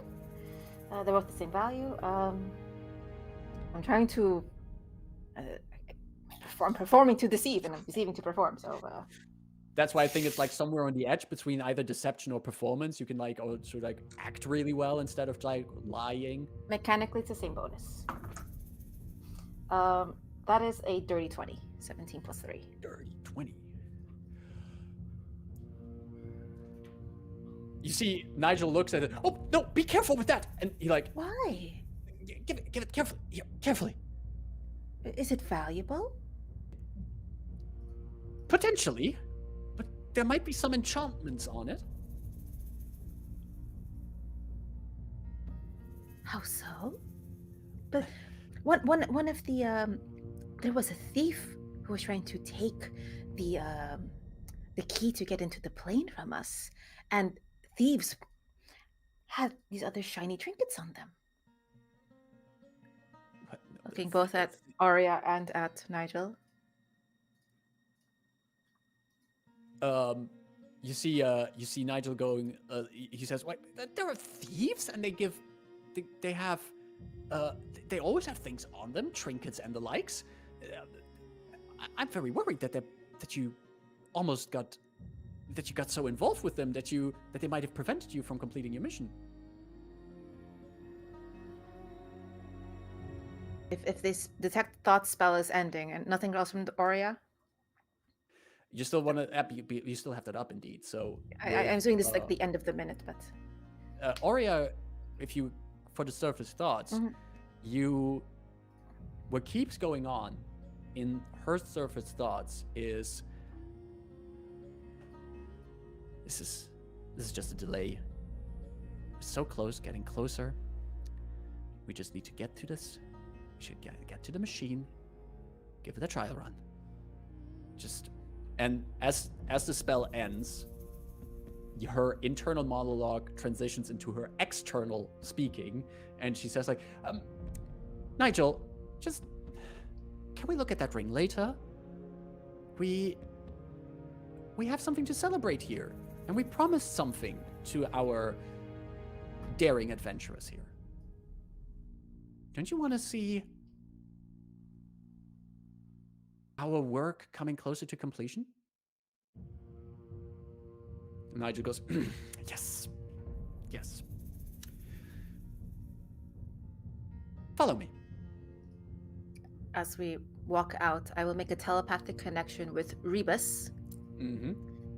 And I will remind Rebus telepathically, when I first read our guild handler's thoughts to get information on the patron, which we now know is Nigel Farius, Nigel was the one with a very imposing, fear-inducing attitude. Laura was thoroughly frightened of him. In this relationship, it seems that Aurea is the one which Nigel fears. She's the one behind this. I think he's just as much of a puppet as we potentially are right now. But my curiosity remains.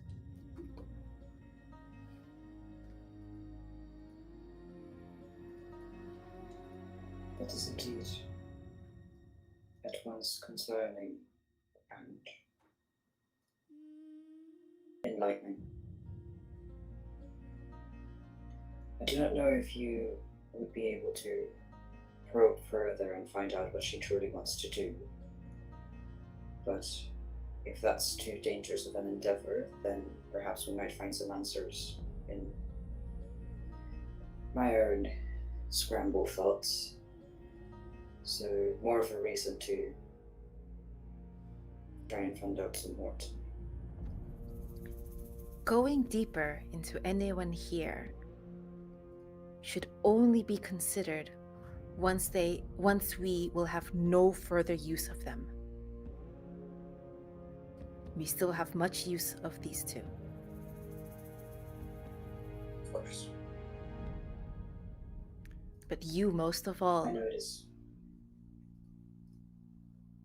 be cautious. Of course. I'm always cautious. That's what lets me be so reckless. Thank you. Towards the end of this telepathic communication, Rebus, you do notice while you were telepathically exchanging words with Rain, you notice a gentle touch on your arm. And you notice that Aurea is standing next to you. And she just speaks with a smile on her face. Don't you also want to see the demonstrations, Rebus? What do I feel like she means me harm with this in particular? I know that she would want to destroy me in general, but like past the polite, smile and conceal, Especially due to your previous interaction with her. Especially due to this very pure and raw things that she told you. I would say that the read you're getting on her here is that she is covering a sense of nervous behavior with a blanket of politeness. She is feigning being polite and excited, but there's something underneath it. There's tension there. Yeah, and that's what I figured. But like, is the tension about me not joining, or about me joining the demonstration? I see. Like, is she trying to convince me to join, or did she seem like, oh, I was maybe thinking not to, and then she was like, actually, don't you? Or was it more of a? You get more of the feeling that this isn't specifically about you joining, but more like that she's trying to get people to move on, to like, we have things to do, we have things to test and trial run. Okay. This is not, you don't get the feeling that she's like, I'm bringing you to your own funeral. That's not the feeling you're getting right now. Yeah. Okay, good. Yeah, You're muted. fine. You're muted, Ida. Rebus is a component in all of this. Which would actually be an interesting take. Wow. The DM is furiously changing course. Please don't use me as an object for a spell. Thank you. I am not an object. I am my own person. That's pretty damn evil. That's yeah. that's what makes him evil. Yeah. Nigel is actually slowly. Yes, of course I would like to join. Is also making sure, ushering all of you out of the study. Dython pulled out the Quintessence engine. He hasn't handed it over yet to Nigel. He's basically holding it currently between both of his clawed hands. And while Nigel and Aurea are already moving out of the room, all of you can clearly see on the cylinder, there appears again these eyes of Tuvok Tool, which are looking at all of you.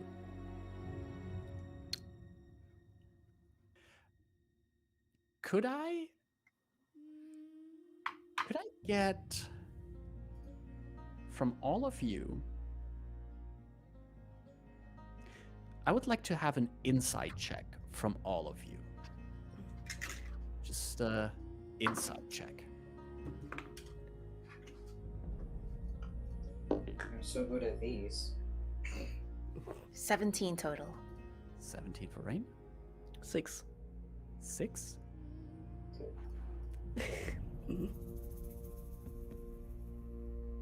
For the record, Rain didn't fall to the zone of truth. That's true. Rain as a character, and this is Ida, fully believes we're going to do all the things that Tuvok Tool warned them against.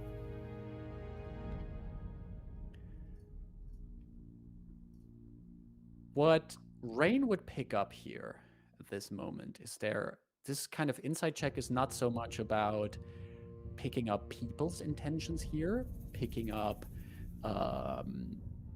any person's motive. But you, Rain, also catch that there's just this tension here in the air. There is already, from the moment that you came into this house, you already felt like there's a static in the air here, an energy. And now with that you brought this Quintessence engine here, that has only gotten worse and more intense. Like, if there's something, if Rain has anything like at least some kind of sense for danger, all her alarm bells are going off right now.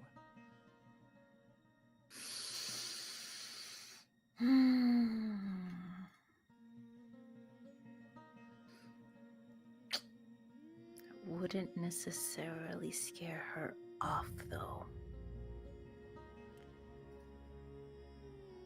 That's true. I will audibly stage whisper, because Aurea and Nigel have left the room. They're walking ahead. Yeah. To to Delphine and Dyson in this case that Aurea is the one pulling the strings here, not Nigel. She is desperate for this to start. Of course she is. Yes, but more than we thought. Nigel has interest in this as an arcanist, as a shut-in who has nothing better to do than research. I have no idea what Aurea's goals or intentions are. DM, remind me, do we know that she lost, like, family? Like, besides Rebus? I'm not sure if Rebus shared that. I'm not sure. Rain would know because she was there in the memory. Yeah, Rain would know, but for the rest, the party doesn't know that. Okay. So maybe she has some reasons why she's doing that. Oh, I mean, it can't be well I thought because this was just Tuesday.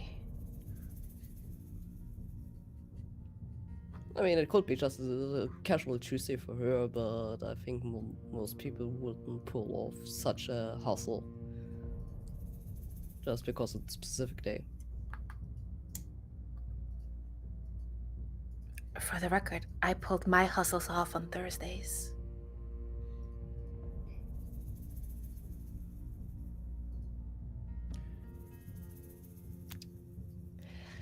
So what are we doing here? Because these eyes are staring very intensely towards us, and I'm not sure how to interpret this.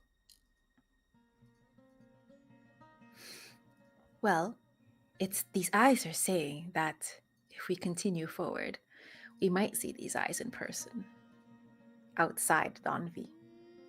So we're throwing that stuff out of the window? I have my own reasons why I want to see this theory tested. And they are for pursuing justice, whatever that might mean to T and whatever that might mean to me. At the end of the hallway, you hear a door opening. Footsteps on a wooden floor echoing down the hallway towards the room you're in. The sound of switches being flicked. Click, click, click. One of them's being followed by a bzzz sound. At Mage that armor. sound, perfect, put on mage armor. At that sound, the image of Tuvok Tool's eyes flicker on the Quintessence engine and then vanish.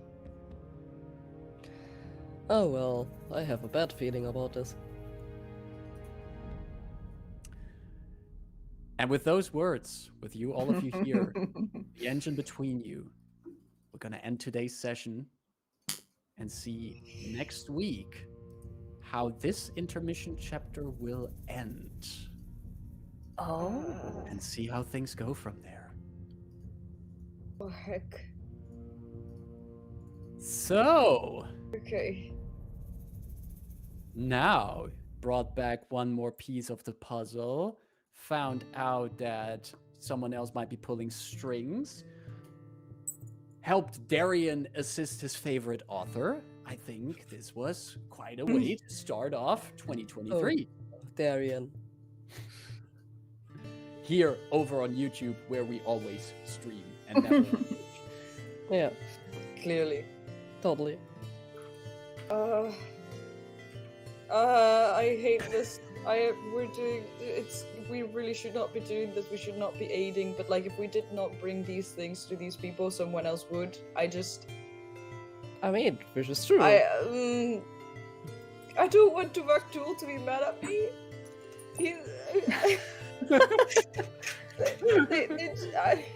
I agree. I agree that we should not be doing terrible things with these devices. I agree that we should not be taking them. Terrible is subjective. Why is it terrible? It's risky. Well, I don't know yet, because I don't know what Arya wants to do.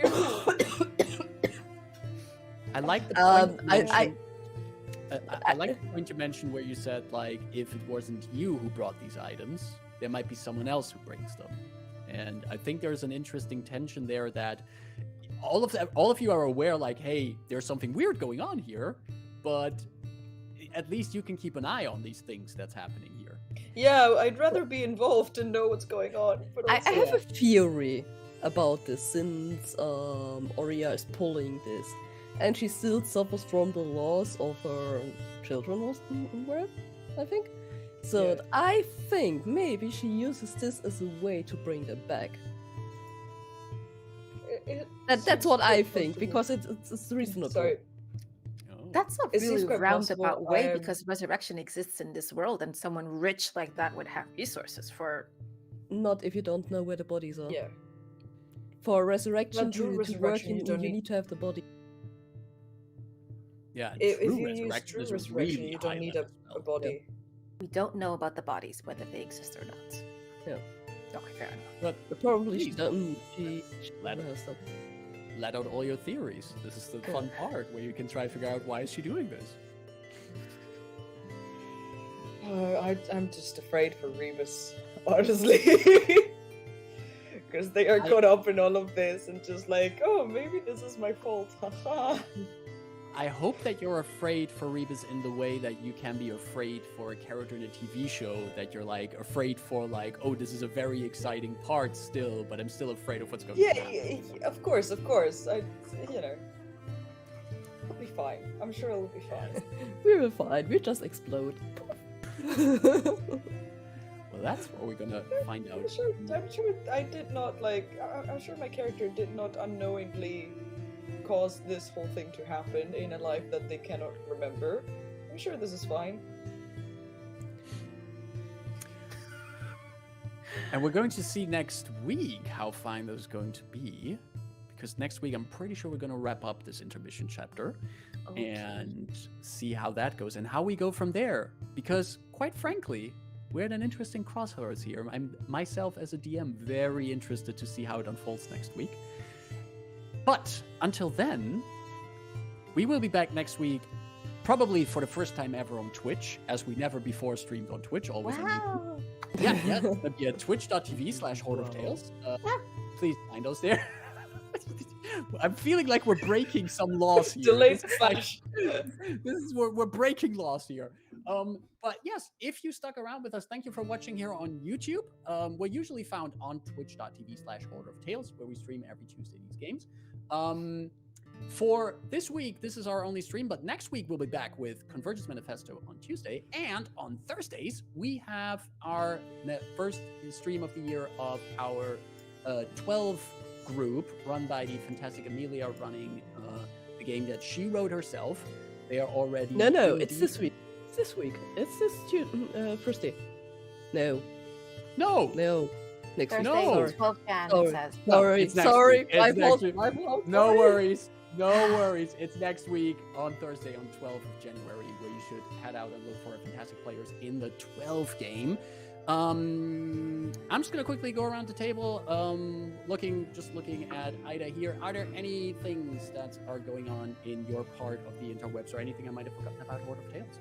Yes, I have a thing. I have a thing happening on Friday, 8:30 CET, 7:30 GMT. I'm going to be playing Manapot Studios EU Happy Hour. We're going to do an Alien RPG one shot. Ooh, So yeah. I'm very excited for that. I just got my character sheet, and I can't believe this is a one shot because the hooks that are into this thing and the complications are just wild. And I wish this could be like a mini campaign because it's really exciting. So that's a Friday, and Saturday at 8 p.m. CET, 2 p.m. EST. I will be resuming the Brinkwood campaign at Balrog 1911's channel. And we are essentially brigands, and we are trying to overthrow the vampiric overlord who literally subjugate the land by taking our blood. Like there's blood tax. We pay our blood to the vampires and basically are little good serfs for them, and we don't like it anymore. What happened last time? We set fire to a building. We're going to take it slow. We characterize or symbolic winter and frost, but we set fire to buildings. All right. So both on Friday at Manapod Studios, twitch.tv/Manapod Studios, and on Saturday at Balrog's, which I think is twitch.tv/Balrog. Balrog 1911. 1911. Perfect. Definitely check those out. Serial, anything going on in the coming week for you? No, not truly. Just dealing with the stress of a new year and things that I should have finished last month that I need to finish this month, as usual. Sending you But- energy. Exactly. All the Ah, positive thank and you. good energy. Oh. And we will be seeing you next week again to see how things go here on this game. Caro, anything going on your part of the interwebs? At the moment, online, not that much. I'm basically taking a break of Twitter at the moment because you know how wild it is over there right now. Going a bit back towards my writing part since I wanna release some new adventures this year. And yeah, you know, casual stuff, recovering from the rest of the flu since I probably everyone could hear that my voice is a bit off at the moment. So yeah. That's Alright. it from before we forget it, everyone who is watching here, don't forget to like and subscribe. Give us a thumbs up since we're on Yeah. YouTube right now for the algorithm. And yeah. Join our Exactly. Discord. See you soon, everybody. Yeah. Marcus, Yeah, do you have apology- anything? Not for the coming weeks. Ida already mentioned she is over at Manapod Studios for the Alien RPG, which is super cool, and you definitely should check it out. Because the Alien RPG itself is a super cool rule system, and because you should always check out stuff Manapod Studios does because they always have fun EU happy hours. Go check that out. But right now for me, there's nothing else going on. Coming up, hopefully towards February, I will also be on Manapod Studios playing in a Vampire the Masquerade game. We're still planning out how when we're going to have our first session. It's going to be basically the second chapter of an extended EU happy hour series we had there last year, where we basically just was like, hey, this is fun. We're going to stick around with this group. We're going to turn this into a full campaign. So we did. Awesome. So happy for So you. we're gonna see how that turns out. But if you keep tabs on my Twitter at the Chindividual, you will probably find my updates there as well. But for the rest, you can find me next week here again, which I'm already looking very forward to. Thanks again for tuning in. Thanks again for this amazing table again today. I was glad again to have you back here after a few weeks off. It always We reminds missed me you. how much I Yeah. love playing with all of you, and I'm glad we're back here. Next week, we're going to continue this. Take care, everyone. Stay healthy, drink enough water, and we love you. See you next week, everyone. Bye-bye.